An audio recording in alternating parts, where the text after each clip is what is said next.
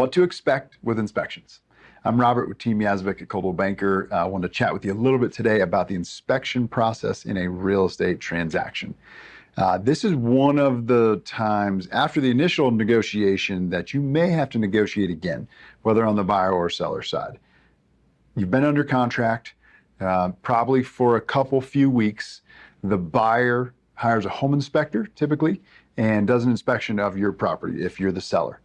Then they will put together a very lengthy report from the home inspector typically, and then they will probably object to some items on that inspection report. Even though the Colorado contract says as is, where is with all faults, there's an inspection contingency, dates and deadlines in the contract, and a whole section of the contract that speaks to that. So most likely, particularly if it's an older home or a brand new home, the buyer will have a few things they're not super happy with that they will object to. They will typically submit an inspection objection form that the seller will have, anywhere from 2 to 7 days to review and respond back. So as a seller, you've got a few different options, right? One, accept all of the inspection objections and requests, take care of all the repairs, do the credits, whatever the buyer has asked for, and move forward. Two, tell them no way and take a hike, and we're not doing any of those things, at which point the buyer has a decision to make whether they would like to move forward.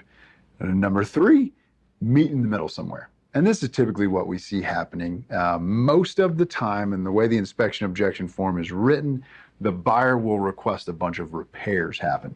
In this market today, unless you've got really good connections with tradespeople and handyman and whatnot, it's really hard to get the work done, even if you really wanted to.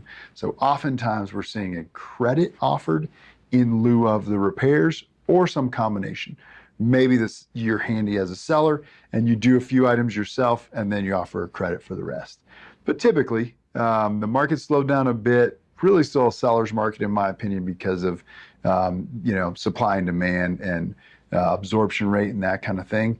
So buyers have been pretty flexible. They're getting a little more, particular about what condition the property needs to be in for them to close. But typically a buyer will take any kind of reasonable offer from a seller in this market.